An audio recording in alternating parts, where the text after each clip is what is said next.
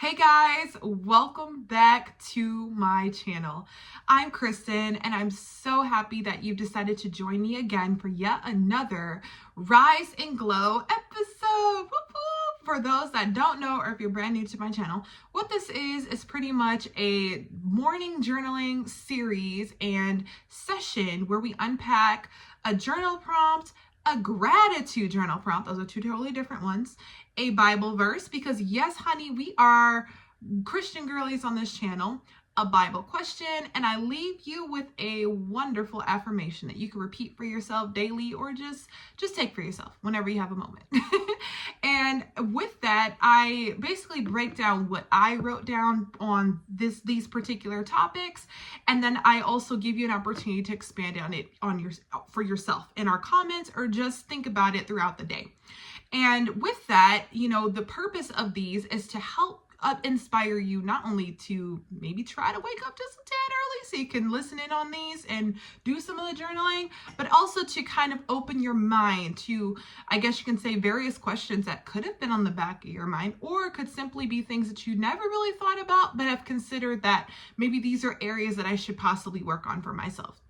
Either way, I'm glad that you're here, and I hope that today is going to be an amazing lesson. But before we get into that, I do want to take just a few minutes to express my deepest condolences to everyone that's in Southern California. If I have any audience members out there, my heart is deeply with you. I have a ton of family, from my sisters, nephews, cousins, aunts, uncles, you name it, that are out that way, and I could only imagine, can only imagine what you guys are going through right now, especially if you've lost your homes, belongings, and you're basically having to pick yourselves back up. I can't even imagine what you're going through, but my heart is definitely with you guys, and I'm hoping that the community can band together and find a way through this, and try to, I guess you can say, pick up the pieces, if there are any left, to, I guess you can say, not only start over, but find the strength through. Because if anyone's going to keep you guys protected, God is, moving forward. So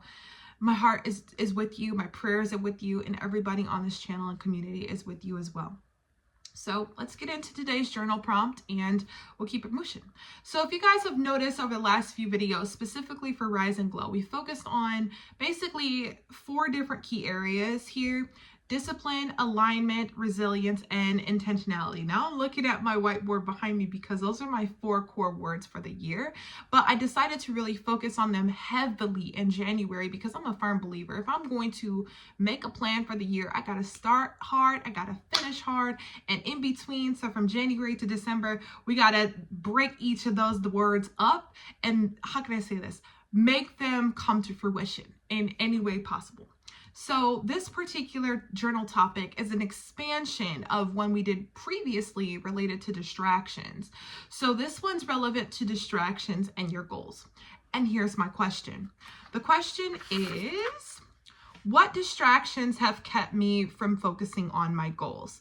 Now, I wrote this in my self-care journal that I did get from Target. This is a brand new one because I wrote all in the other one. It's by the Free Period Press. You can pick this up in the card section, card and gift bag section, but it's really good. So here are my thoughts on that question. I'll repeat that again. What distractions have kept me from focusing on my goals? And for me, it's more of a mental thing, not so much external. It's more so what I'm thinking about. And so there are 2 things. Number 1, I'm worrying and overthinking about what a certain person has been doing or what I think they're going to do, things that are out of my control. And then the second thing is I've been worrying way too much about what other people think about me now, or what they think about anything that I do, whether it's my channel, anything. And I noticed that, I will start with the second part, that by overthinking about that, it has definitely set me back quite a few years from even launching a channel like this. I've always wanted to do YouTube or some sort of like content creation in this way outside of just blogging, because I've always wanted to be in marketing. I was in sales for a good deal of my career, for 10 years of it. And I've always wanted kind of way out of sales, but into marketing because I love to design, I love to write, and always wanted to get paid to write, but I also wanted to expand on that a bit more. And I was very clear on what my goals were in my dream self journal prompt. And we'll talk about that in a different episode. And I wrote down that she is going to be a CMO. I wrote down that she is a CEO. I wrote down a lot of those things, but I know in order for me to get there, I have to break out of my shell, cut out the noise about what I assume people are thinking, and focus solely on what matters to me and in my household. So essentially to me and my child. And by doing that, it has allowed me to find the confidence and courage to record videos just like this and share the good news about, how I've been able to start working towards accomplishing my goals. Even if they aren't as big and as large as everyone else's, they matter just as much to me as they would to someone else.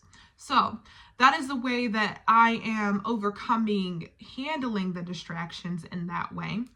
I would also say, going to the first one, I'm more so focused on one specific person, but then I think about it, I'm like, why am I letting this one person consume my mindset? When I wake up with a positive when I wake up with a positive attitude, jamming out to Pink and Britney Spears in my bathroom, turning my get ready moment into a glam session, why am I worried about what this person who's over thousands of miles away is thinking or doing?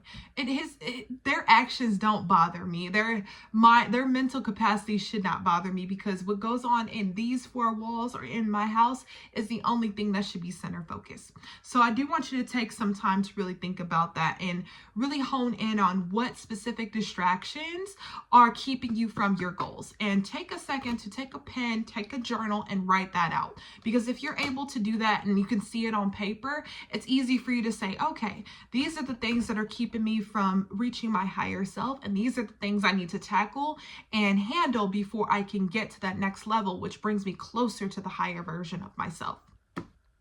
So that's the journal prompt for the day. Let's move on to gratitude. Remember, journal and gratitude are two totally different things. For those that are brand new, the way that I approach my gratitude prompts are pretty simple. I don't treat them as, I'm grateful for my bed this morning. I'm grateful for my socks and shoes. No. I take it a step further and actually just make it a quick sentence. And I expand further on what my journal prompt is. So the question for gratitude is, what is one way I can successfully minimize distractions today? Now you're probably thinking, Kristen, how is that something to be grateful for? But essentially it kind of is, because at the end of the day, you can pull out what I like to call my I did it jar and write down what it was that you did to minimize the distractions that came up for the day, which helped you accomplish XYZ for the day or even for the week. And for me, I wrote down, I remember what my why is. And I give those mental drifts, is what I like to call them, no more than 2 seconds, and I let it go. So remember, we are human. It's not going to be as easy for us to be like, let's just say Sally didn't like my shoes today. I'm just using a random name. Sally doesn't like my shoes today. Oh, it hurt my feelings. Now I'm going to have the worst day in the world. I can't even finish my blog post because she doesn't like my shoes. Just giving you an example. So when it's a thought like that comes to my head, what I'm going to do is 2 seconds. I have an Apple Watch. I will legitly give myself 2 seconds to say, ouch, that really did hurt my feelings. And then when the alarm goes off or I feel a little buzz on my hand, forget about it, because on to the next thought. Let me finish this sentence for this blog that needs to be posted today. So those are things that have helped me. And again, like I said, going back to my why. The why is I want to become a CEO, a COO, CEO of my own company, CMO of the current company that I'm with. I want to become the world's best mother to my son in his eyes. I want to, have a nice house. I want to be married. I want to have all of these things. And her worrying about whether or not she likes my shoes is not going to stop me from getting to any of those places or any of the directions that I desire to be. So that is my gratitude prompt. And I'll repeat that again for those that missed it. It is, what is one way I can successfully minimize distractions today? And at the end of the day, if I have successfully done that, even for myself, what I will do, and I'll share my I did it jar with you guys in a different video so you know what exactly this is. Looks like a bunch of pieces of paper, but I'll write it down on a little sheet of paper, stick it in there, and I'll say this time next year in 2026, I'll open it up, read it, and remind myself I was able to get through that little mental drift in a day. All right, on to the affirmation. So the way we do these is I give you an affirmation. Now, my affirmations are very intentional, and I would suggest this is the way that I do it. I write it down on my notebook. So in this case, it's on the left page, which is a little weird, but put it at the top of my left page, and I repeat it 5 times out loud. And like I said, just write it down. So the affirmation is, I stay focused on what truly matters. Say that to yourself 5 times. If you need to, get one of these little sheets of paper, write it, stick it to your door, or do what I do, write it in your journal. So when you have a moment, you can flip back to it and remember what it is that you're affirming and that you're reminding yourself of. All right, on to the Bible verse for today. This one is coming out of Luke chapter 10, verse 38 through 42. Now, this is the first time I've actually ventured into the New Testament since doing these. I've been doing a lot in the Old Testament, mainly in Psalms and Proverbs and Isaiah and Jeremiah, because those are actually some of my favorite Old Testament books. So this will be the first one in the New Testament. So bear with me. I know where it is. Okay, so I'm going to read it to you. It's just a quick little paragraph, and then we'll go into the question. So the verse, the section says, while Jesus and his followers were traveling, Jesus went into town. A woman named Martha let Jesus stay at her house. Martha had a sister named Mary. Mary was sitting at Jesus' feet and listening to him teach. Martha became angry because she had so much work to do. She went in and said, Lord, don't you care that my sister has left me alone to do all the work? Tell her to help me. But the Lord answered her, Martha, Martha, you're getting worried and upset about too many things. Only one thing is important. Mary has chosen the right thing, and it will never be taken away from her.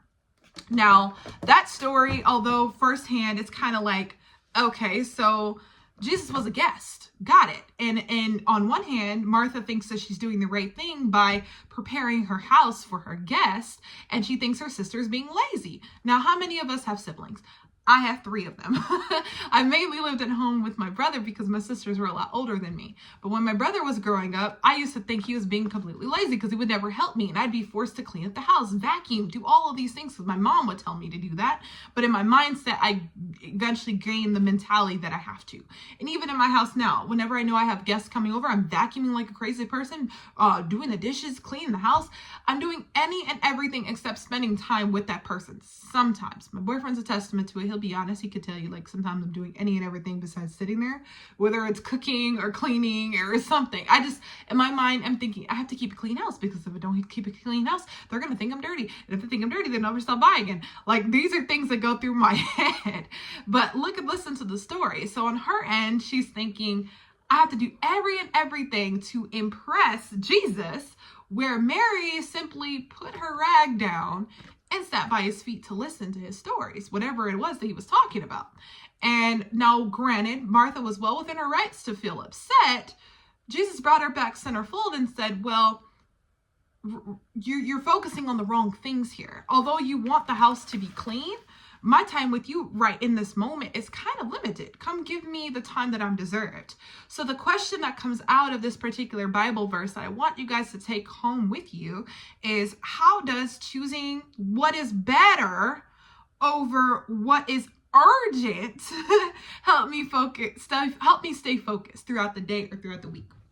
And rereading this Bible verse, and it's kind of funny because I made a note of this and I put it as overworking. That was my little statement, because I'm guilty. I don't know how many of us are guilty of being the Martha in a situation, whether it doesn't necessarily have to be at home. It could be simply at work, where you're focused on this task, but your coworker really, really, really would love your input because they value your input on one thing, and you really couldn't stop to help them, and you're considering them a bother or bugging you when they want, your input on something.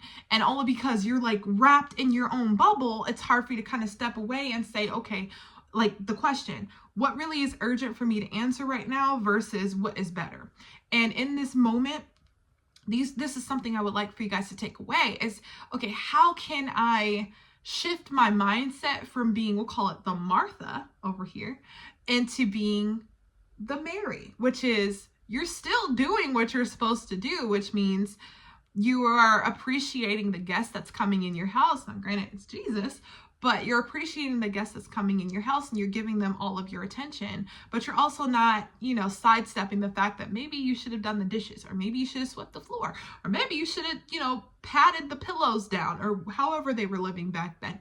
Maybe you should have did all of those things, but if you think about it, did Jesus walk in and say, oh my gosh, there's dust on the floor. Oh my God, why is there a cup and a bowl sitting on the sink? And oh my gosh, why are your plants not watered? He wasn't thinking about any of those things. He just wanted to come in and spend time with them.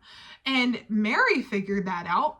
But Martha, she was wrapped in every and anything else that she considered to be urgent, but nothing that was, how could I say, a better option in the moment. And that's something I am personally working on myself this year, is just being a little bit more self-aware about what's going on in certain situations. So I'm not finding myself, how can I say, stretching myself thin, so overworking myself.